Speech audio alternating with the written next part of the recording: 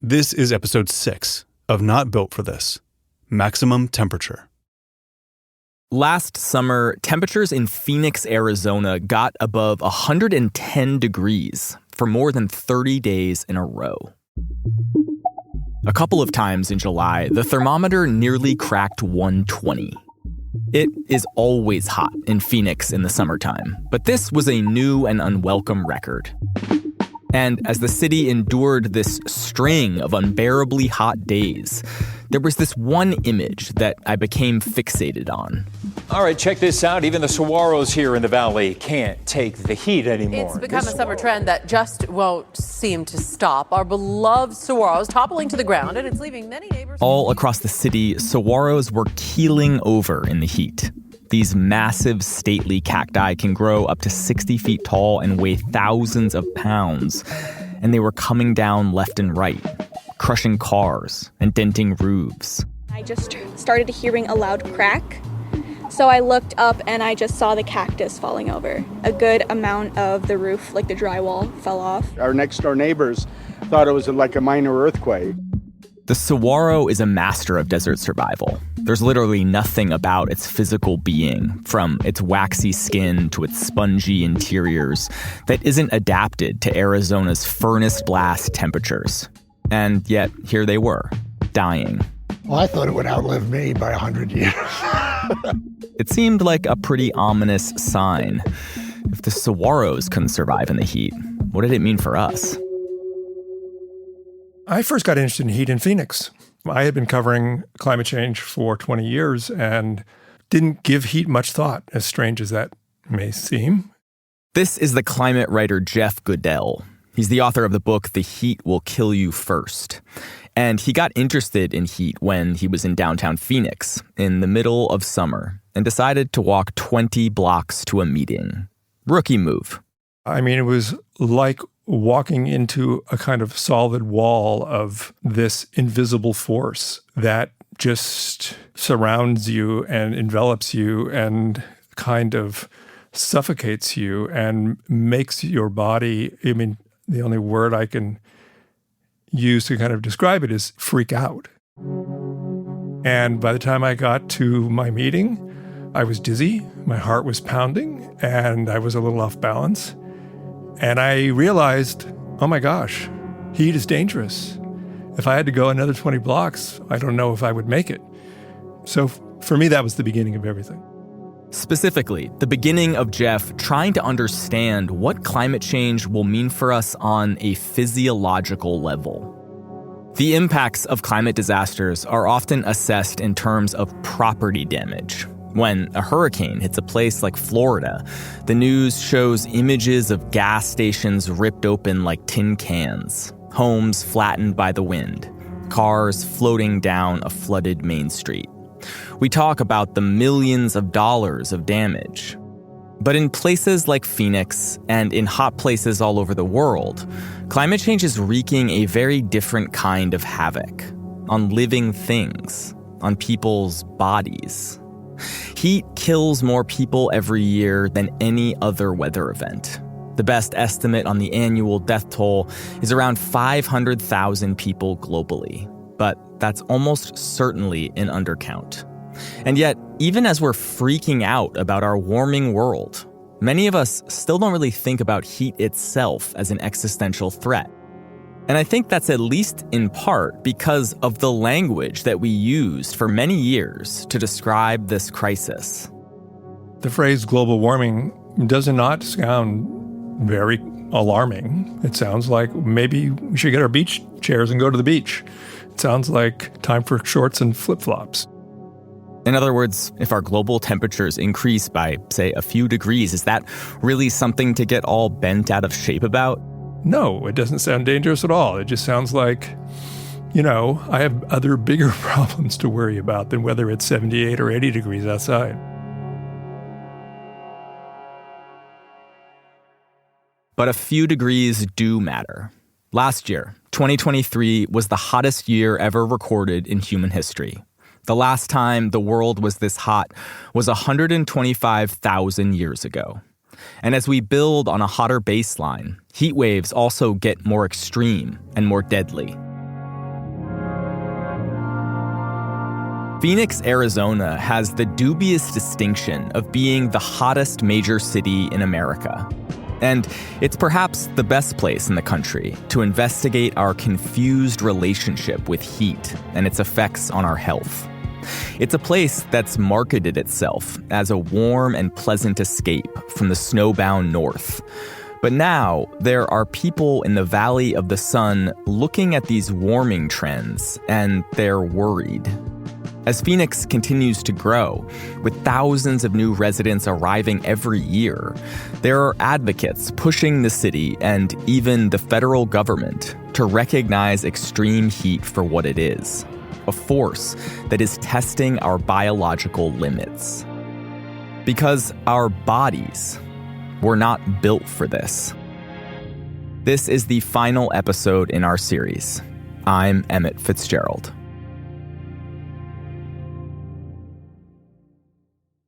'99 PI's senior editor Delaney Hall is also our in-house desert correspondent. She lives in New Mexico. And last year, she made a trip to Phoenix to try and understand how heat went from being the city's #1 selling point to a public health crisis. Last summer, on a 100-degree day, I went out driving around Phoenix with a guy named Sergio Armendariz. So are we going to some Circle K's? Yeah, we have a list here of store addresses.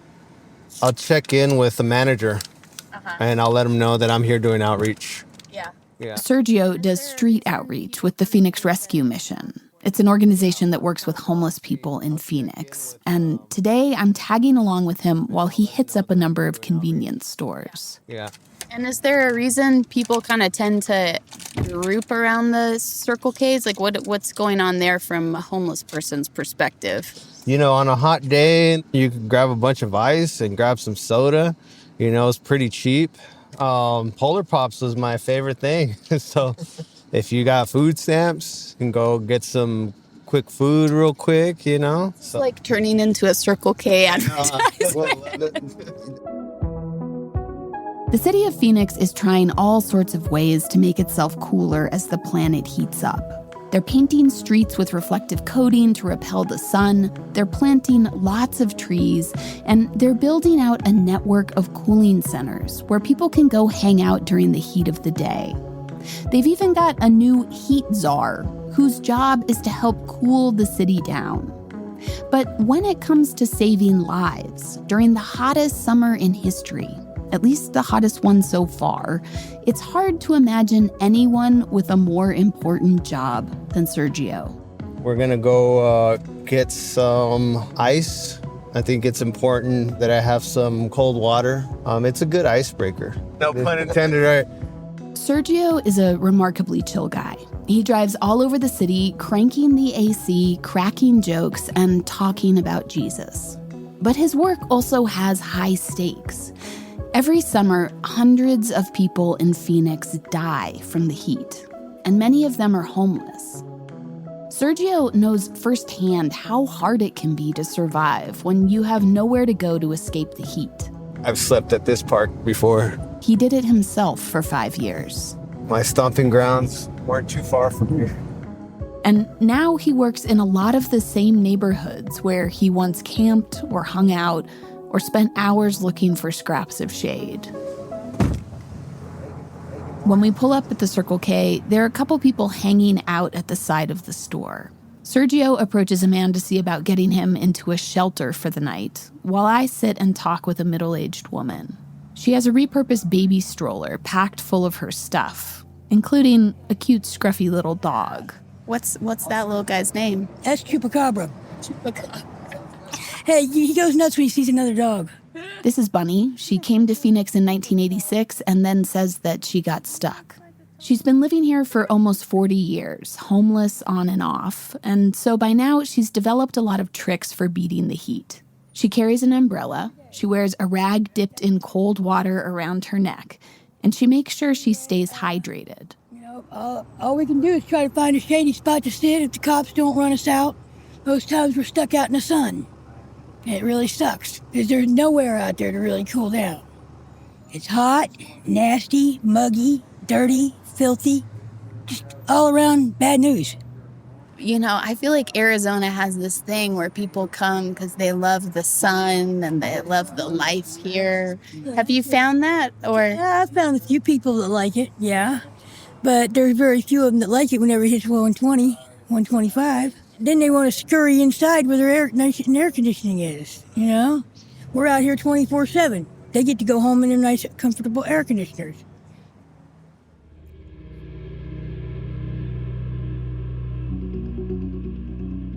Bunny has hit on a central fact about life in modern Phoenix, which is that the heat affects people in profoundly unequal ways.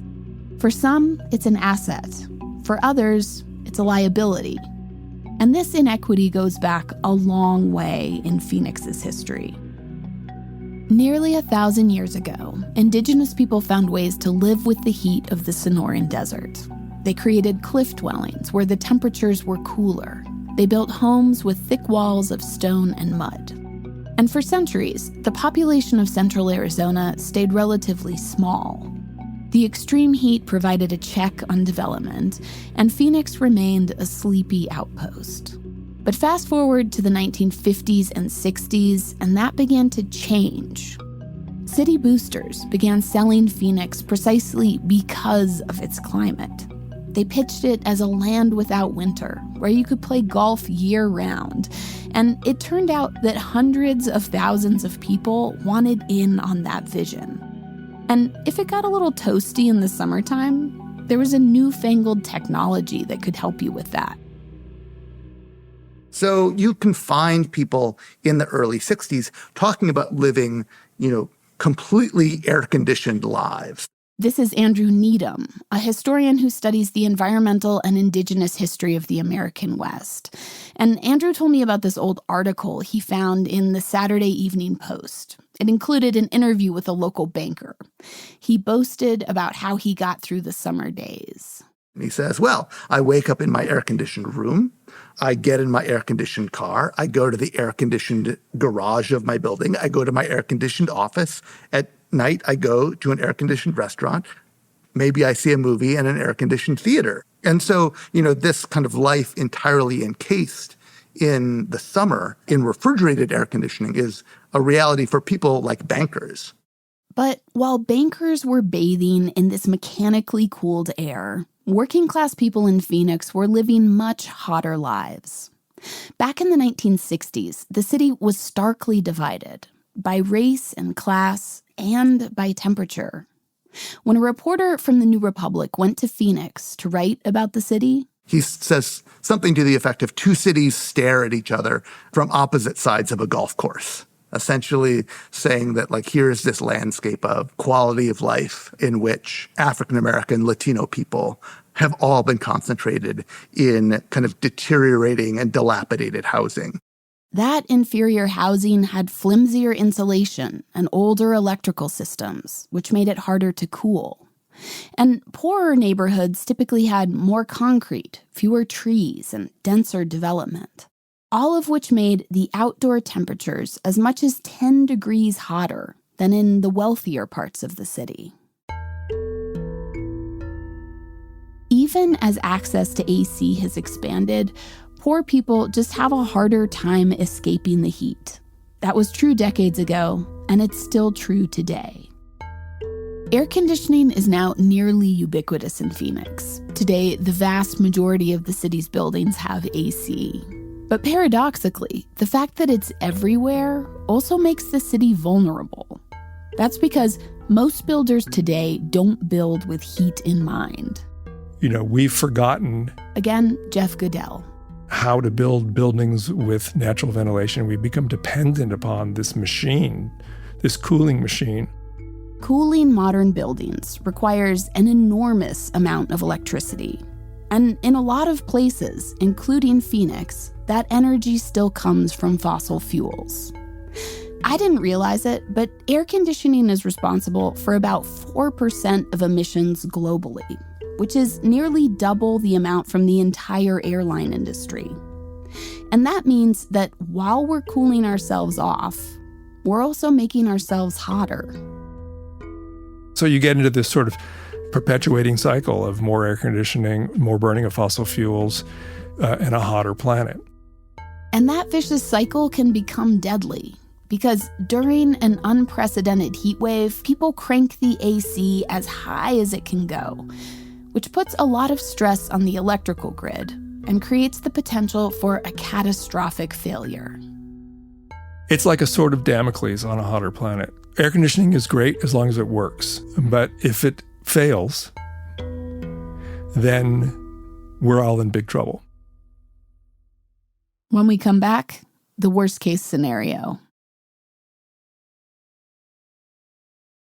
In Phoenix, air conditioning has become a fact of life. But what if the AC fails? This is the kind of scenario that keeps emergency planners up at night. And recently a study came out that provided them with ample nightmare fuel. The study modeled what would happen if a heat wave in Phoenix coincided with a grid failure, and then a multi-day blackout. The results were like the source material for a new Mad Max movie. The study predicted that half the city's population, nearly 800,000 people, would need emergency room care. The city only has 3,000 emergency department beds.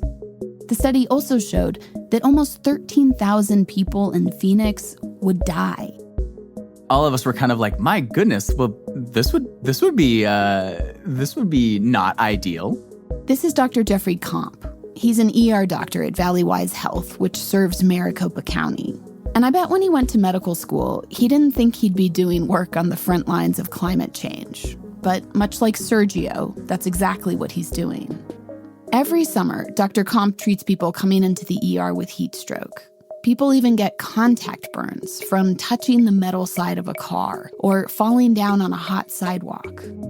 But the summer of 2023 was different, and maybe a sign of summers to come. It's been really hot. It's been really, really hot. And when we look at markers like mortality, so how many people die, it's much worse than last year. I spoke with Dr. Comp towards the end of last summer, and deaths were up 52% from the previous year. An estimated 645 people died from the heat in 2023, and almost 300 of them were unhoused.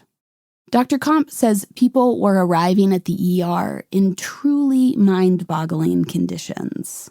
Our thermometers top out at 109. And personally, I've had multiple patients that have come in that have maxed out our thermometers. So I honestly don't know what we call it Tmax, or maximum temperature, has been for patients. But we've had people that come in incredibly, incredibly, incredibly hot. There are a couple different types of heat illness. The first is what's known as classic heat stroke, which happens when you're exposed to heat for a prolonged time.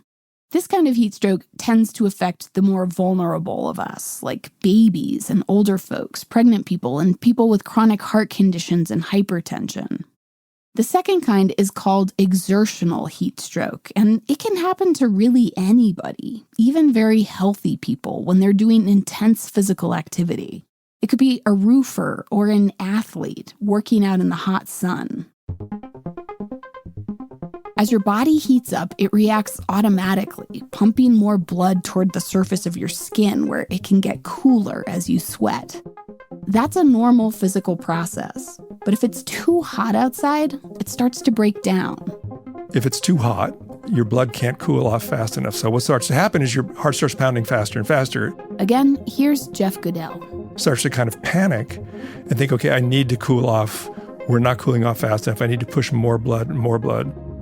In the case of heat stroke, this can become a runaway process where your body pulls blood away from your brain and internal organs, desperately pumping it towards your skin to try and cool it down. And if you don't start cooling off, then your body temperature starts rising and rising. And once it gets above 103 or 104 degrees, which is only 5-6 degrees above, the normal body temperature, then you start to get into real serious problems where the actual cell membranes in your body, especially in your internal organs, begin to actually melt. And your body kind of, I know this sounds like a terrible thing to say, but it's true, it kind of liquefies from the inside. In most ERs, the standard care for heat stroke is something called active cooling. That means misting the patient or covering them with a cool, wet sheet and blowing fans on them. But when you're seeing a lot of patients come in with really severe heat stroke, then you start getting creative. We're one of the only hospitals that does a whole body cold water immersion therapy for all of our heat strokes. So this is our EMS entrance. As a patient is coming in, especially if they're coming in from like pre-hospital or EMS, they're going to be coming and wheeling right through here as if they're going to our resuscitation rooms. Dr. Comp demonstrated what happens when a patient gets rushed in with suspected heat stroke. What they do is they wheel the patient into a room where they do the first round of resuscitations, and then they place the patient in a giant plastic body bag and pack ice in around them. And unfortunately, I need a better term, but we're just zipping people into body bags. Filling it up with ice and water, and then zipping them back up, but making sure that we're keeping arms and, frankly, the face and airway exposed so we can continue with vital signs and getting IV access, but also continuing to monitor our patient status. Sometimes, if patients are treated fast enough, they recover. But even people who survive can have organ damage and neurological problems that stay with them. It's sad because this is an absolutely preventable disease. I mean, different people are affected based on different risk factors, different underlying medical problems, other intoxications and drug use. But for the most part, if we can get someone out of the heat, we can prevent a lot of death. There's a brutal simplicity to who is most at risk for heat stroke. It's the people who have trouble escaping the heat because they don't have air conditioning, or it's broken or too expensive to run. Or they're older and have health issues and live alone. Or they're struggling with addiction and are vulnerable to passing out in the sun. Or they live outside. All of which means that vulnerability to heat is tied up with big structural problems that can be hard to solve, like homelessness, addiction, poverty, and housing. Keeping people safe from heat is both easy, just give them a place to cool down, and hard.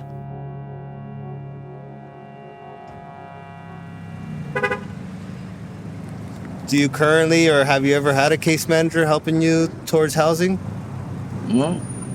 I'm back in the Circle K parking lot with Sergio Armendariz. He's the outreach worker with the Phoenix Rescue Mission.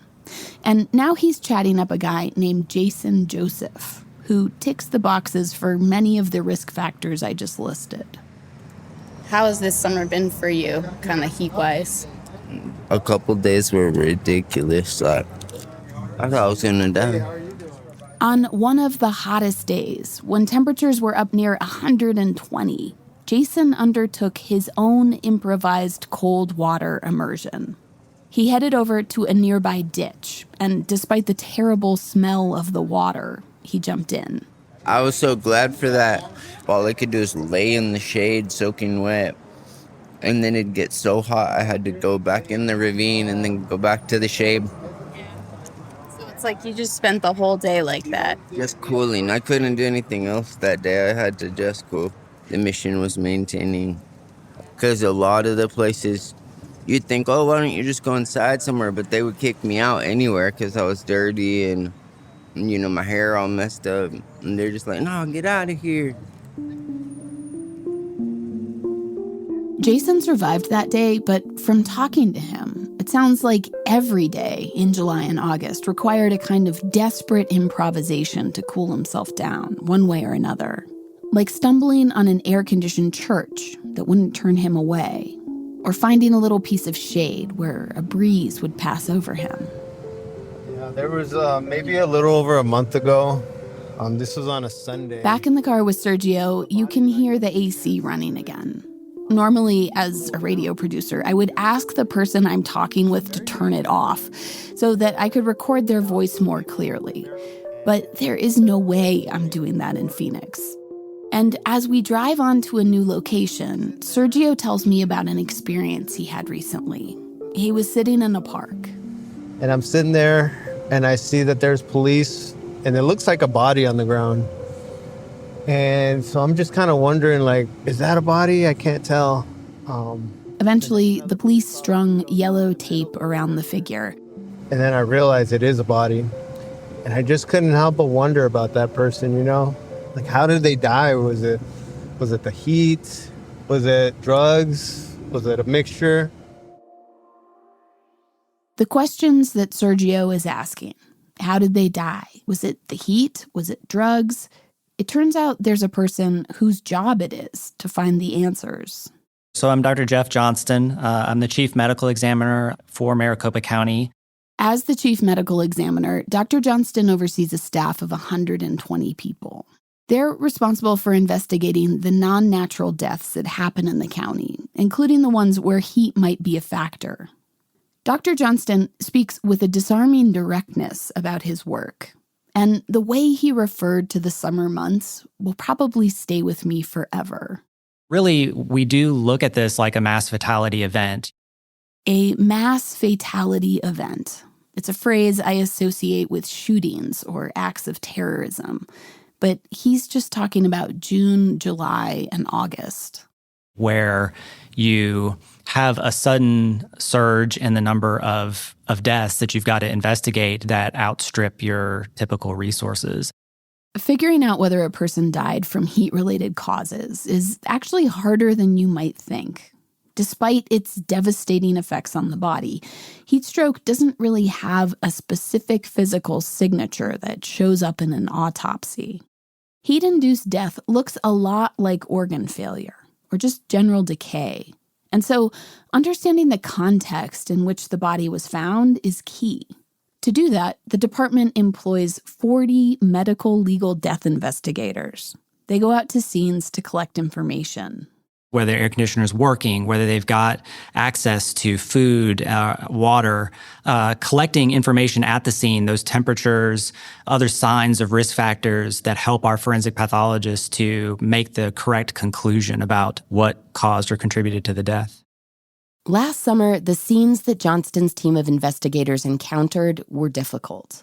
They found bodies curled up in tents, stretched out on the asphalt, slumped in backyards, or entombed in houses where the air conditioning had broken and the temperatures inside had soared to 130 degrees.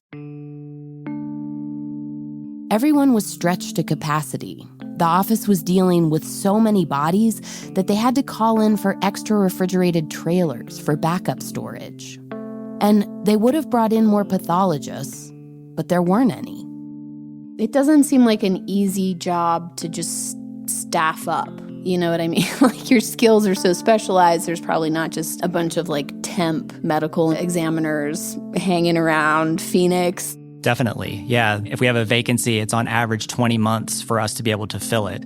And all offices across the country are really struggling with that and have been for the better part of 2 decades. So you can add pathologists to the list of our already overburdened infrastructure buckling under the weight of climate change. Our housing is inadequate, our insurance systems aren't ready, our roads and bridges and levees are aging and flimsy, and our medical examiners are very, very tired. Heat in Phoenix increasingly appears to be a predictable annual disaster. But amazingly, that's not the way the federal government sees it. Extreme heat is not on the list of disasters that FEMA is authorized to respond to. There's been a vast underestimation of the risks of heat and the dangers of heat that even the people at FEMA are still behind the curve in recalculating the risks of this new climate world that we're living in. And that's partly because so many of heat's victims are still unseen. The data on heat-related deaths across the country and around the world remains inadequate. And heat kills a lot of people who are living on the margins. They're not the people that are out there lobbying for more protection. But it's also because of the fundamental way that our government thinks about disasters. It's geared towards damage to stuff rather than damage to people. The government overwhelmingly uses property value as a metric when weighing how to dish out funds after disasters happen. And in some ways, that calculation makes sense. It's hard and time-consuming to investigate heat-related deaths.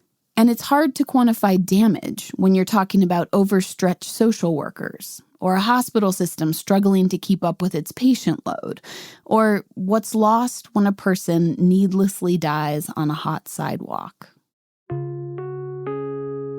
But that means that places like Phoenix, and hot places across the country, are largely left to fend for themselves every summer, when heat is extracting a terrible human toll. Jeff Goodell sometimes calls air conditioning a technology of forgetting. The ability to cool ourselves down obscures the fact that the world around us is getting much hotter and more dangerous. Even Sergio Armendariz, who lived on the streets of Phoenix for 5 years, sometimes forgets what that experience was like. He and his wife, who was also homeless, will joke about how soft they've gotten, how they complain when the AC can't get their house any cooler on the hottest summer days. So I'm like, what happened to us? We used to be gangster out there just dealing with it like nothing. And now we're just complaining about 75-degree AC. It's like, jeez.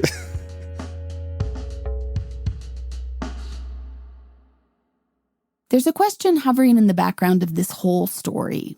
Will Phoenix be a livable place in another 20 or 50 or 100 years? This was a question I posed a few times in interviews, and most people did not appreciate being asked about it.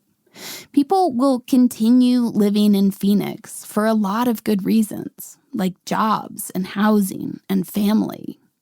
But it's also true that in a typical year, back in the early 90s, Phoenix experienced about 7 days above 110 degrees annually.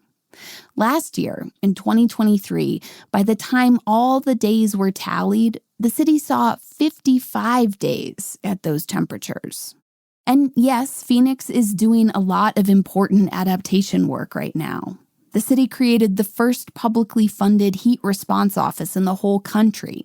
They're building new air-conditioned homeless shelters out of shipping containers, and preparation for summer happens year-round. But there are limits to our ability to adapt. We don't know exactly where those limits are. We don't know exactly when we'll hit them. It depends a lot on what you're willing to endure. With enough money and enough technology, you could live on Mars, right? I mean, you can live that way, but do you want to live in a place where when you go outside, you can't touch the steering wheel on your car? If you fall on the sidewalk, you get third-degree burns, where animals are dying because it's so hot, where people on the street are literally dying on the streets because it is so hot. I mean, is that the kind of world you want to live in? Not me. I'd move. But in the meantime, people are arriving in Phoenix, not leaving. It's still one of the fastest growing cities in the whole country. For at least 6 months a year, the weather is still glorious. People still want to live in the land without winter. And at least for now, many are finding ways to make it work. The people I spoke with in Phoenix were like messengers from the future, spelling out a vision of what our hotter world might look like. And that hotter world looks nocturnal. Everywhere in the summer, people shift their lives towards the early morning and late evening when temperatures are cooler. People hike at night with headlamps. The zoo opens at 6 a.m. so that kids can enjoy it before the real heat kicks in and all the animals hide. And from April to September, there are a series of trail races called the Insomniac Night Runs, which start in the evening and continue through the night on desert trails surrounding the city. All these fast finishers coming through. It's a real scene, with music and beer served at the finish line and runners high-fiving their friends.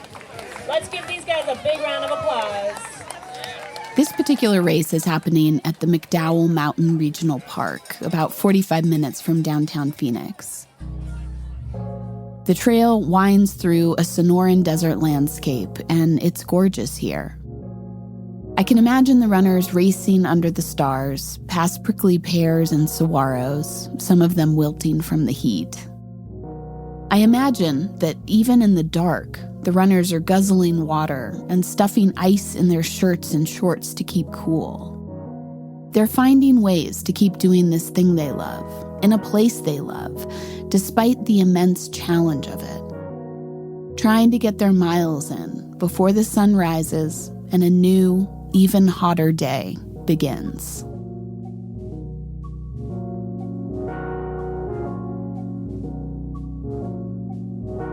The thing about the big story of climate change is that we're only in the first chapter. Here's Emmett again. We're only just starting to feel the magnitude of the changes we've unleashed and how they will cascade into nearly every aspect of our lives.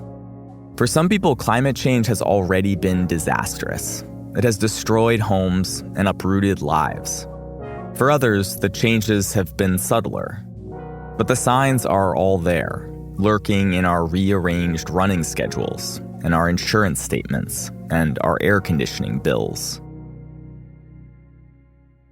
This isn't the apocalypse, just a series of unravelings.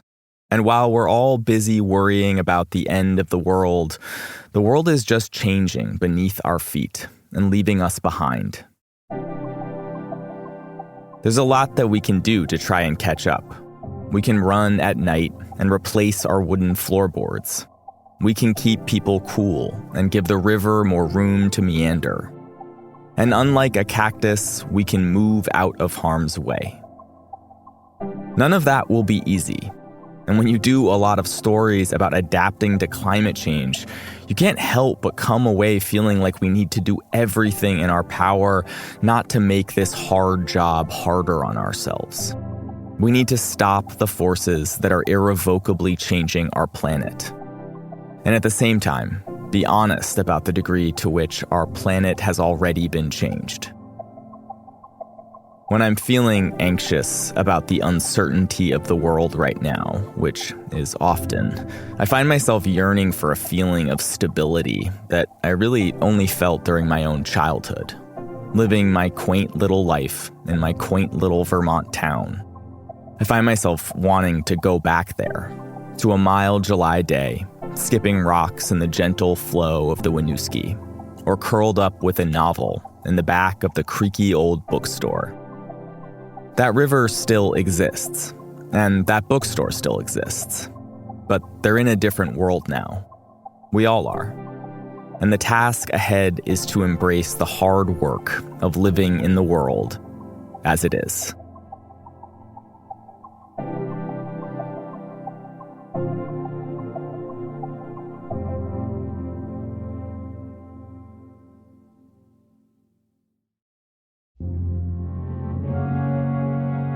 This episode of Not Built for This was reported and produced by Delaney Hall and me, Emmett Fitzgerald.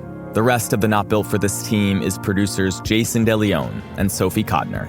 Further invaluable editing from Christopher Johnson, Joe Rosenberg, Kelly Prime, and Roman Mars. Mix and sound design by Martine Gonzalez. Theme and original music by George Langford from Actual Magic, with additional music by Swan Real. Fact-checking by Sona Avakian. Series art by Aaron Nestor. Special thanks to everyone Delaney spoke with for this episode who didn't make it into the story. That includes Juanita Constable of the NRDC, Dr. Rebecca Sonnenschein, the medical director at the Maricopa County Department of Public Health, Masavi Perea, the deputy director of Chispa, Arizona, Phoenix Mayor Kate Gallego, go Chargers. And finally, to Alvaro Morello.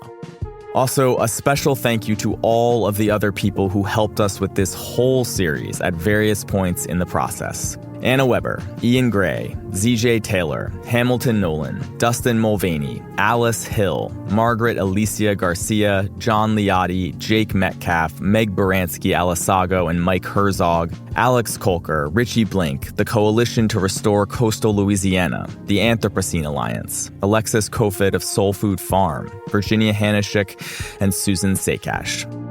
Thank you to all of our partners and families for putting up with the long hours working on this. And finally, our immense thanks to 99PI boss Roman Mars for giving us the time and the space to create this series. Not Built for This was a 6-part series from 99% Invisible. This is our final episode. Thank you so much for listening. Kathy Tu is our executive producer. Kurt Kolstedt is our digital director. The rest of the 99PI team includes Chris Berube, Vivian Lay, Lasha Madan, Gabriella Gladney, Jacob Maldonado Medina, and Nina Patak. The 99% Invisible logo was created by Stefan Lawrence. We are a part of the Stitcher and SiriusXM podcast family. You can find 99% Invisible on all of the usual social media sites, as well as our new Discord server. There's a link to that and every episode of 99PI and Not Built for This at 99pi.org.